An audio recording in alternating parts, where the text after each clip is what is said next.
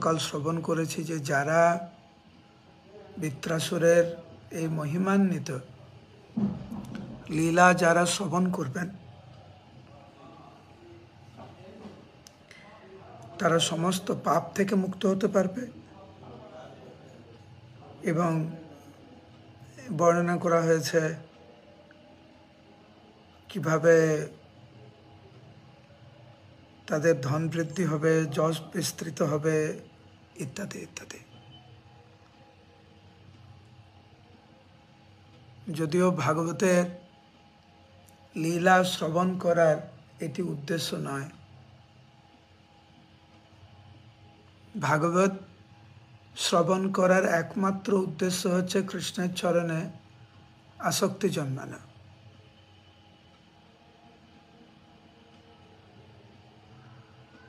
কিন্তু আমাদের মতো বদ্ধজীবদেরকে আকর্ষণ করার জন্য এগুলো বর্ণনা হয়ে থাকে, কিন্তু এগুলো তো স্বাভাবিক।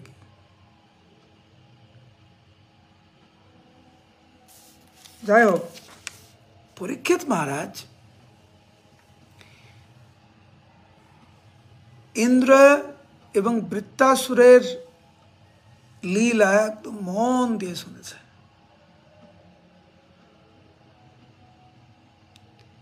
পরীক্ষিত মহারাজ খুব অবাক হয়েছিলেন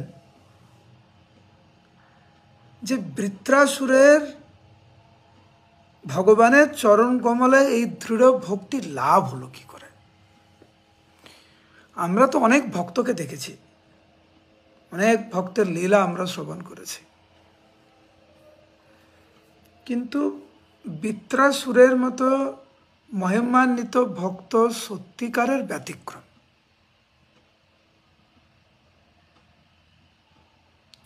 যার দুটি বাহু ছেদন করার পরেও সে কিভাবে শান্ত মনে ভগবানকে স্মরণ করতে পারে। আমরা দেখেছি হরিদাস ঠাকুরকে যখন ওনাকে 22 বাজারে প্রহার করা হচ্ছিল, তখন কিভাবে হরিদাস ঠাকুর বিন্দুমাত্র বিচলিত না হয়ে ভগবানের চরণে আত্মসমর্পণ করেছিলেন, এবং যারা ওনাকে হত্যা করার জন্য প্রহার করছিলেন তাদের জন্য ভগবানের কাছে প্রার্থনা করছিলেন হরিদাস ঠাকুর। এটা কিন্তু সত্যিকারের ব্যতিক্রম একটি গুণ ভক্তের।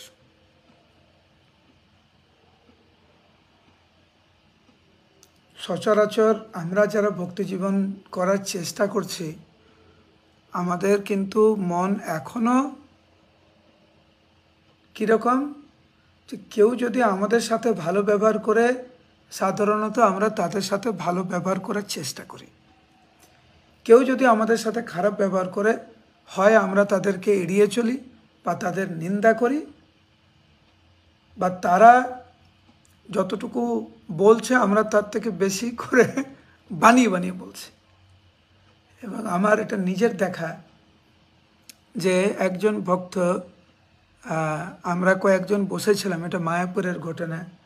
তো একজন ভক্ত আরেকটি ভক্তের নামে মানে এমন অপরাধমূলক কথা বলছেন, যার ব্যাপারে বলছেন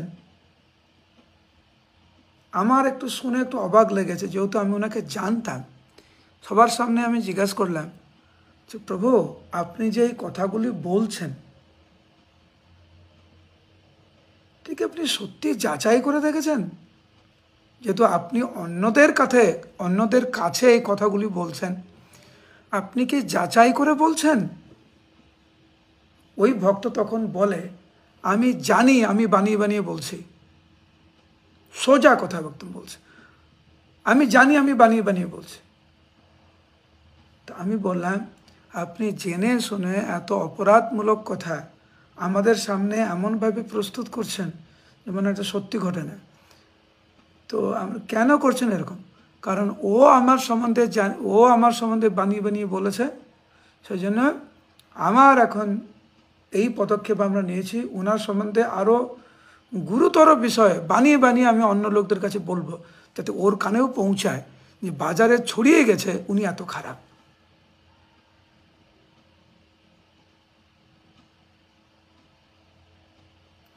দুর্ভাগ্য হলো এটা কিন্তু বাস্তব ঘটনা।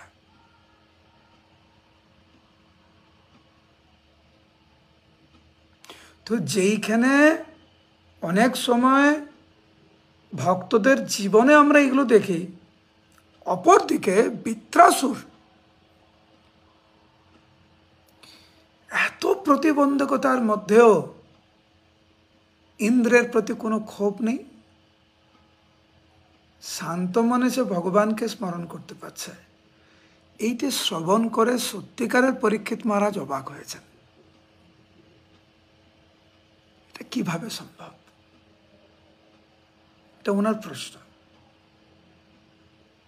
আমরা যারা ভক্ত হওয়ার চেষ্টা করছি এবং যখনই আমরা খুব কঠিন পরিস্থিতির মধ্যে দিয়ে যাই, বৃত্রাসুরের লীলা শ্রবণ করে কিন্তু আমরা অনেকটাই শান্ত হতে পারি, যে না, আমাদের পরিস্থিতি তো এতটা খারাপ না যতটুকু বৃত্রাসুরের ছিল। বৃত্রাসুর আমাদেরকে শিখিয়ে গেছেন কিভাবে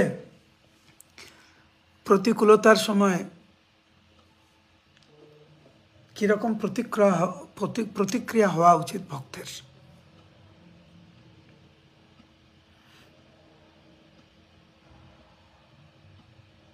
বৃত্রাসুরের মধ্যে যে গুণ ভাগবতে বর্ণনা করা হয়েছে তা কিন্তু দেবতাদের, মুনি ঋষিদের মধ্যেও এরকম গুণ দেখা যায় না। চৈতন্য চরিতামৃতের কিছু বর্ণনা এবং শ্রীমদ্ ভাগবতের এখনকার বর্ণনা একদম মিলে যায়। ভক্ত যে কতটা ব্যতিক্রম, ভক্ত যে কত দুর্লভ, সেটা এখানে বর্ণনা করা হয়েছে। অসংখ্য জীবের মধ্যে মানুষ্য জাতি হচ্ছে খুব কম, এবং মানুষ্য জাতির মধ্যে খুব কম সংখ্যক লোক ধর্ম অনুষ্ঠান করে। এটা কিন্তু বাস্তব কথা। অন্য দেশের কথা বাদ দেন, ভারতবর্ষেও খুব কম সংখ্যক লোক তারা ধর্ম অনুষ্ঠান করে, এবং যারা ধর্ম অনুষ্ঠান করে তাদের মধ্যে খুব কম এই জড় জগৎ থেকে মুক্ত হতে চায়। বেশিরভাগ লোক ধর্ম করে এই জগতে সুখ ভোগ করার জন্য।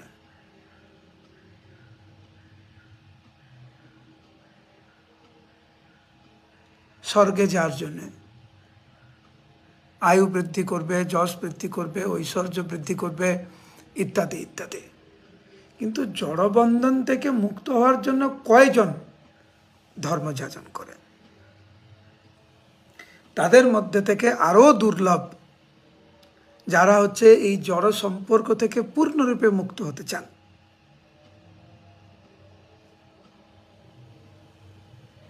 এবং এদের মধ্যে হে মহর্ষে, এই প্রকার কোটি কোটি মুক্ত ও সিদ্ধদের মধ্যেও প্রশান্ত আত্মা নারায়ণ পরায়ণ ভক্ত অত্যন্ত দুর্লভ।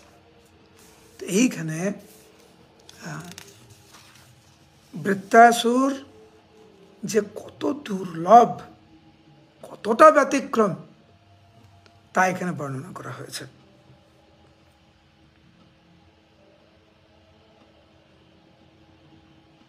পরীক্ষিত মহারাজ এই ব্যাপারে জানার খুব ইচ্ছা। বৃত্রাসুর এত মহিমান্বিত কি করে হলো, কি করে সম্ভব?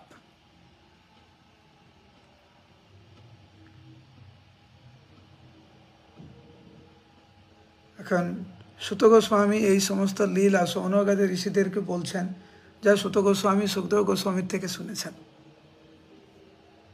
আর সুখদেব গোস্বামী এই লীলা, বৃত্রাসুরের লীলা, নারদ মুনি, দেবলা ঋষি ইত্যাদি ওনাদের থেকে শ্রবণ করেছেন। সুত গোস্বামী এখন বলছেন, আমি এখন আপনাদেরকে বলছি, আপনারা এখন মন দিয়ে শ্রবণ করুন।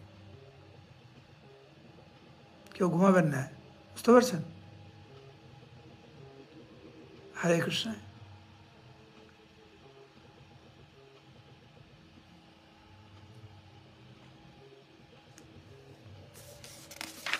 তো বর্ণনা করা হয়েছে যে কিভাবে এই লীলা এখন যেটা বর্ণনা করা হচ্ছে সেটা হচ্ছে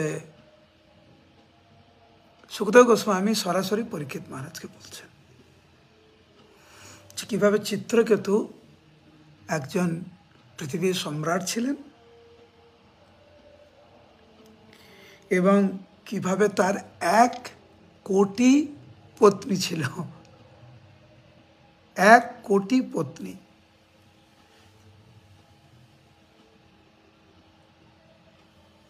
ভাবতে পারেন কি অবস্থা? ঘরে 2-3 জন থাকে, তাই কি অবস্থা? 1 কোটি পত্নী নিয়ে উনি সংসার করছেন। কিন্তু আপনি যেখানেই যাবেন, আমার দিকে এইদিকে তাকান, এইদিকে তাকান, আপনি যেখানেই যাবেন কপাল কিন্তু আমাদের সাথেই যাবে। সুখী হওয়ার জন্য আমরা যাই করি না কেন, কপাল কিন্তু আমাদের সাথেই যাবে। আমরা যতই পরিবেশ পরিস্থিতি পরিবর্তন করার চেষ্টা করি না কেন, যেটা আমাদের পাওয়ার কথা সেটা আমরা পাব। চিত্রকেতু মহারাজ পৃথিবীর সম্রাট, 1 কোটি উনার স্ত্রী। সবাই ভাবতে পারে, কি আনন্দ, কত বড় রাজপ্রাসাদ,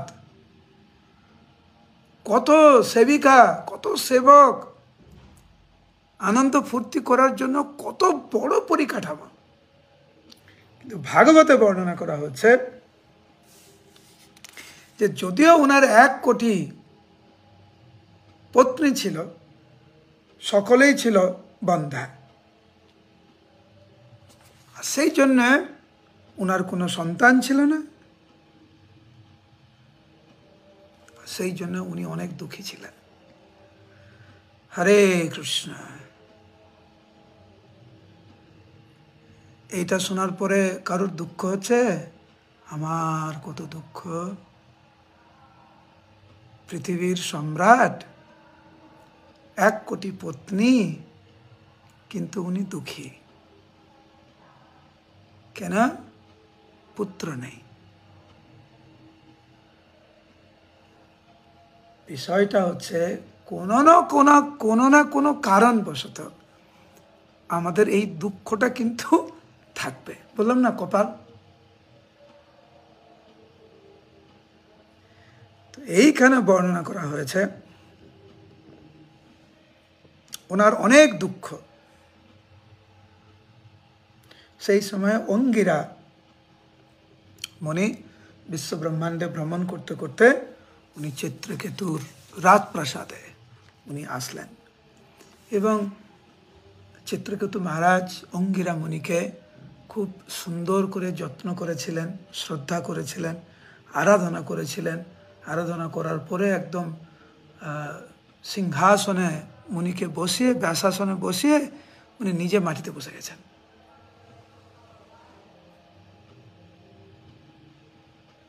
বিনম্র চিত্তে ওনার চরণে বসে গেছে। আর অঙ্গিরা মুনি ওনাকে অনেক প্রশ্ন জিজ্ঞাসা করছেন। কেমন আছেন আপনি? সব ঠিকঠাক আছে তো? সব কিছু নিয়ন্ত্রণে আছে তো? সবাই আপনার কথা শুনে তো? ইত্যাদি ইত্যাদি। চিত্রকেতু মহারাজ কিছু বলছে না। অনেক দুঃখ তো,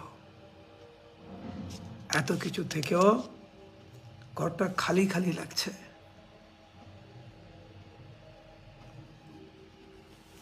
তোমার মন খারাপ কেন? অঙ্গিরা মুনি জিজ্ঞেস করছে। 1 কোটি পত্নী তোমার, শশকরা পৃথিবীর সম্রাট তুমি, দেখে তো মনে হচ্ছে সবাই তোমার কথা শোনে, ইত্যাদি ইত্যাদি। তুমি এত দুঃখ করছো কেন? কেন দুঃখ পাচ্ছ তুমি?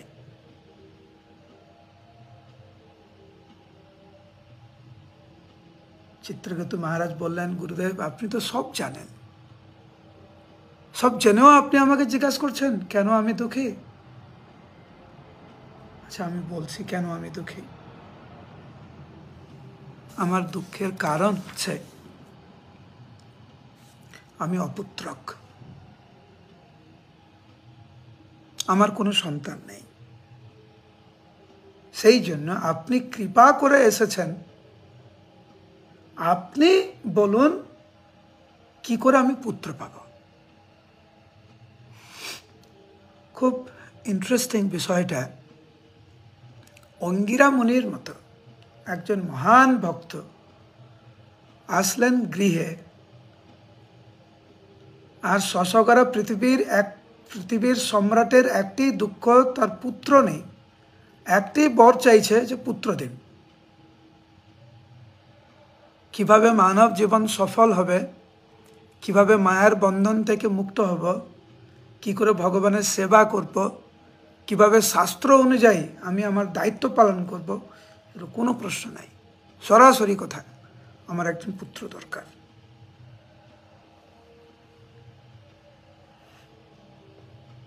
তো উনি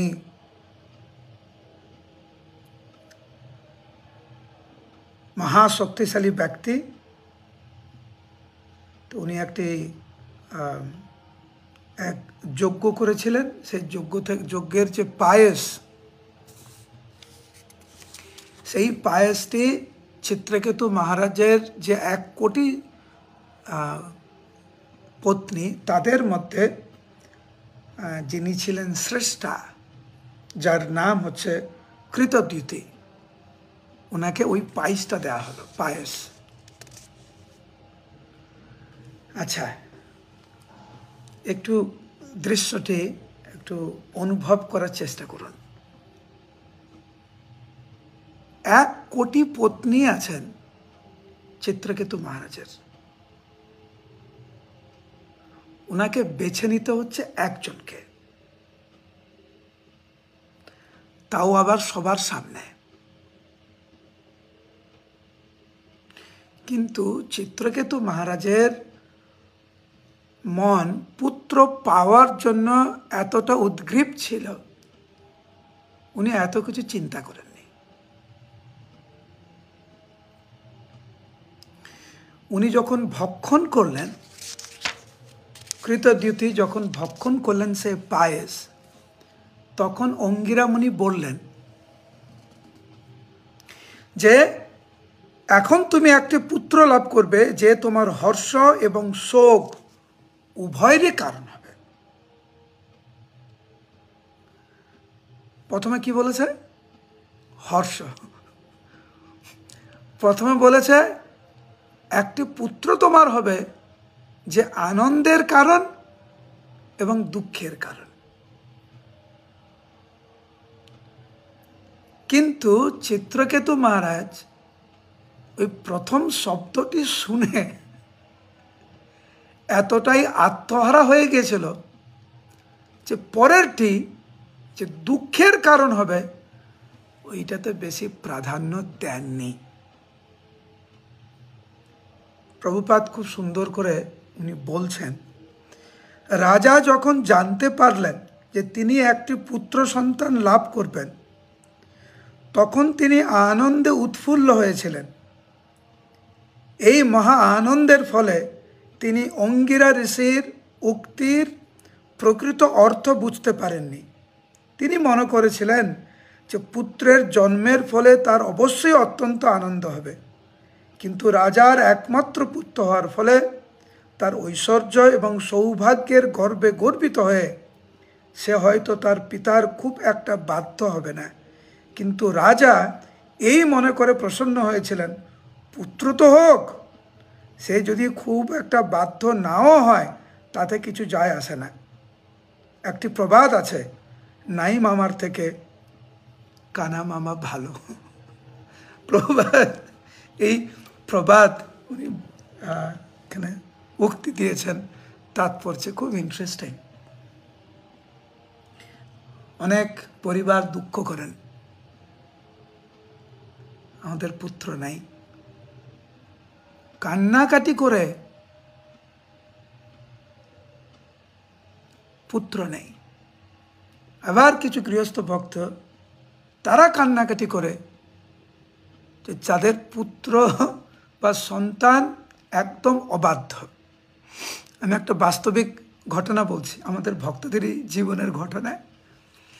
তা আমি গিয়েছি আমেরিকাতে একটি প্রোগ্রামে, তো একজন বাবা এসেছেন আমার কাছে কথা বলতে, কথা প্রসঙ্গ বলেন, দুঃখ করতে করতে কান্না করতে করতে, জানেন প্রভু আমার ছেলে আমাকে জেলে পুরে দিয়েছে, আমার ছেলে আমাকে জেলে পুরে দিয়েছিল, আমাকে কিছুদিন জেলে থাকতে হয়েছিল। তো কেন না, আমি বকা দিয়েছিলাম আমার পুত্রকে, কেন এরকম করছিস, এরকম ঠিক না। আর ছেলে রেগে গিয়ে পুলিশকে ফোন করে দিয়েছে। আমেরিকাতে এটা 911 কিন্তু খুব ডেঞ্জারাস নাম্বার, যে কেউ কল করলে বাবা সন্তান যদি অভিযোগ করে 911 ফোন করে, আগে যার নামে কমপ্লেন করতে আগে ধরে নিয়ে যাবে, পরে কথা হবে, এরকম। তো একজন কান্না করছে পুত্রকন্যা নেই, আরেকজন কান্না করছে পুত্রকন্যা আছে কিন্তু পুরো অবাধ্য, দুঃখের কারণ। কিন্তু কেউ কেউ ভাবে নাই মামার থেকে কানা মামা ভালো।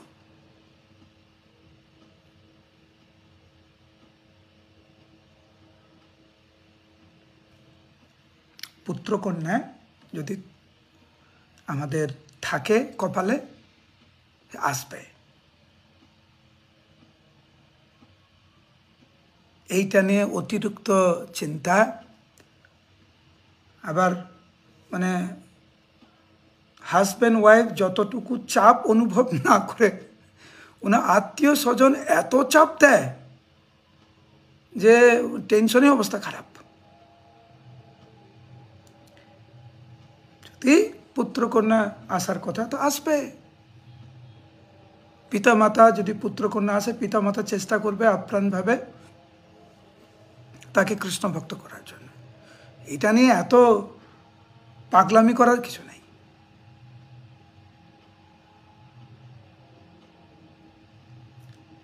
চিত্রকেতু মহারাজ প্রভুপাদ শব্দ ব্যবহার করেছেন, আনন্দে উৎফুল্ল হয়ে গেছিলেন। সেই জন্য অঙ্গিরা মুনির যে পরের কথা ওটা মন দিয়ে শুনেনি, আর শুনলেও বেশি গুরুত্ব দেয়নি। তো এখন স্বাভাবিকভাবে রাজপুত্র জন্ম নিয়েছে, সারা দেশবাসী অত্যন্ত আনন্দিত। আর সম্রাট চিত্রকেতু আনন্দে ব্রাহ্মণদেরকে স্বর্ণ, রজত, বসন, অলঙ্কার, গ্রাম, অশ্ব, হাতি এবং 60 কোটি গাভী দান করেছিলেন। 60 crores।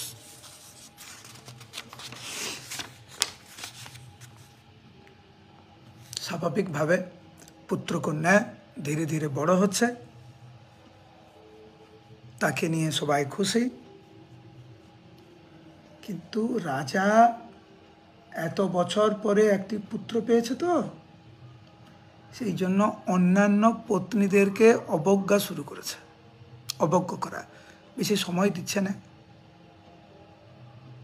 যিনি প্রধান রানী ছিলেন তাকে সময় দিয়েছে বেশি, আর পুত্রকে সময় দিয়েছে, স্বাভাবিক যেটা। কিন্তু এইটি অন্যান্য রানীরা সহ্য করতে পারেনি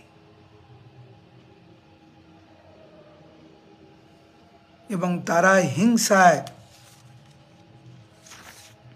ধিক্কার দিতে লাগলেন। এবং হিংসাটি এমন একটি জিনিস, সবাই মন দিয়ে শুনুন, হিংসাটি এমন একটি জিনিস আমাদের মধ্যে যতটুকু সরলতা রয়েছে, যতটুকু শুদ্ধতা রয়েছে, সব তিলে তিলে সব নষ্ট করে ফেলে। অপরের প্রতি যে সহানুভূতি, সহ্য করার ক্ষমতা, অপরকে সম্মান দেওয়া, সরলতা, ভক্তি জীবনে এগোনোর যে প্রয়াস, সব শেষ করে ফেলে এই হিংসা। আপনজনকে দেখতে পারে না। যার জন্য আমরা বড় হয়েছি, যার জন্য ভক্তি জীবনে এসেছি, যার জন্য ভক্তি জীবনে টিকে আছি, ইত্যাদি ইত্যাদি, তাদের সাথেও খারাপ ব্যবহার, তাদের সাথেও সম্পর্ক খারাপ, তার মূল কারণ হচ্ছে হিংসা।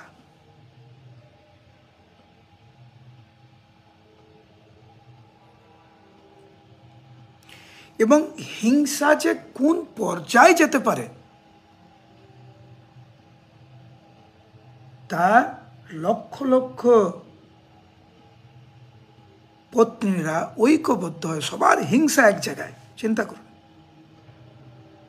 মানে চোরে চোরে মাস্তুত ভাই, সব হিংসুটেগুলো এক জায়গায়। যার প্রতি হিংসা,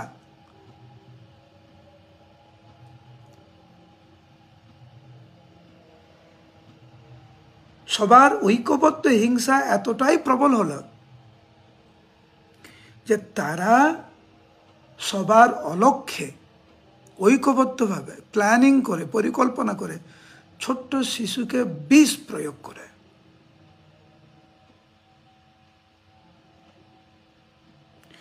এবং ছোট্ট শিশুকে বিষ প্রয়োগ করার ফলে, যেহেতু সে খুব ছোট, তার কিন্তু তৎক্ষণাৎ মৃত্যু হয়। প্রথম দিকে মা ভেবেছে হয়তো তার পুত্র একটু ক্লান্ত, হয়তো একটু বেশিক্ষণ ঘুমাচ্ছে। তার যে মৃত্যু হয়েছে বুঝতে পারেনি। কিছুক্ষণ পরে দাসীকে বলে যে আমার পুত্রকে আমার কাছে নিয়ে আসো তো। ধাত্রী যখন যায়, গিয়ে দেখেন না রাজপুত্র মৃত, চিৎকার করতে থাকে। মহারানী যখন যায়, তখন উনি দেখে যে উনার একমাত্র পুত্র, পরিবারের একমাত্র পুত্র, সে মৃত। স্বাভাবিকভাবে মা ওইখানে ক্রন্দন করতে করতে মূর্ছিত হয়ে পড়ে যায়।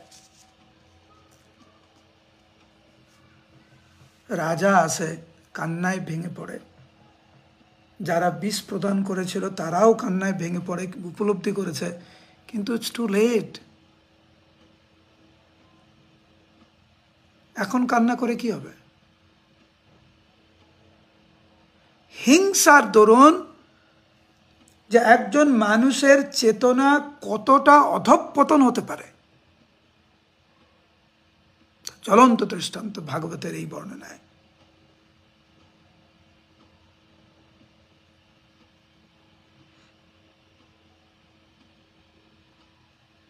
চিত্রকেতু মহারাজ বিরহে শোকে প্রায় অন্ধ হয়ে গেছিল। পৃথিবীর সম্রাট হলেও কিচ্ছু করার নেই। একজন ব্যক্তি যতটাই প্রভাবশালী হোক না কেন,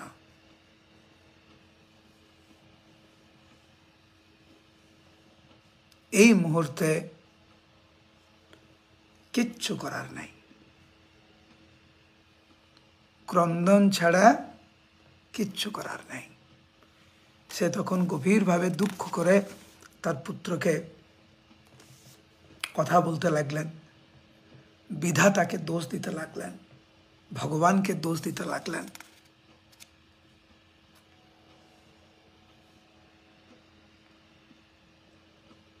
এটা বিপরীত আচরণ হয়ে গেছে, যে পিতা এখনো বেঁচে আছে আর পুত্র মৃত। মৃত সন্তানকে ক্রন্দন করতে করতে অনেক অনুরোধ করছে, তুমি ফিরে আসো। আমি কি করে বাঁচবো তোমাকে ছাড়া।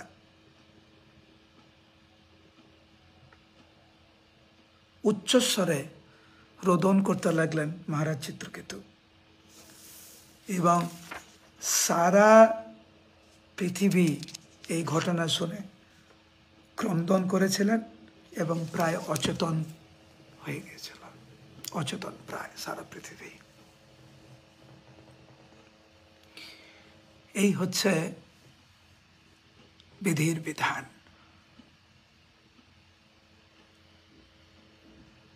ভাগবতের এই কাহিনী আমাদের এই জগতের বাস্তবতা শিখায় আমাদেরকে। এই জগতের যে প্রকৃত চরিত্র, যে প্রকৃত ভয়ঙ্কর রূপ, তা আমাদেরকে শেখায়। হিংসার ফল কি হতে পারে তা আমাদের শেখায়। জড়জগতের আসক্তির ফল কি ভয়ানক হতে পারে তা আমাদের শেখায়।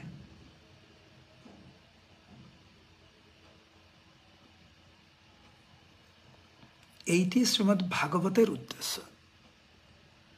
নিয়মিত শ্রীমদ্ ভাগবতম অধ্যয়ন করার ফলে আমরা কিন্তু এই জড়জগতের প্রকৃত যে রূপ তা আমরা উপলব্ধি করতে পারি।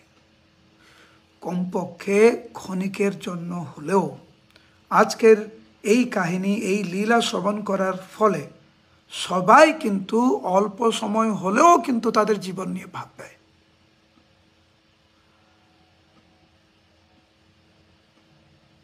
প্রত্যেকটি জীব, এবং কিভাবে হিংসা আমাদেরকে কুড়ে কুড়ে খাচ্ছে, ভক্তি জীবনটাকে নষ্ট করছে, আমাদের সম্পর্ককে নষ্ট করছে। আমরা অনেক সময় বলি মন ভালো না, জব করতে পারছি না, এটা করতে পারছি না, ওটা করতে পারছি না। একটু বিচার করি না আমরা, এর অন্যতম কারণ কিন্তু হিংসা।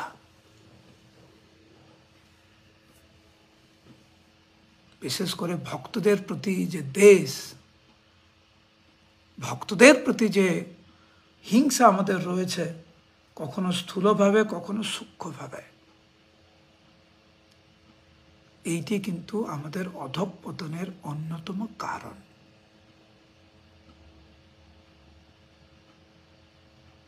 ঠিক যেরকম নিষ্পাপ একটি ছোট্ট শিশু মৃত হলো অন্যের হিংসার ফলে, ঠিক সেই রকম আমাদের হিংসার ফলে, হিংসার যে স্বভাব রয়েছে আমাদের, তার ফলে আমাদের ভক্তিলতা বীজ কিন্তু ধীরে ধীরে শুকিয়ে যাচ্ছে।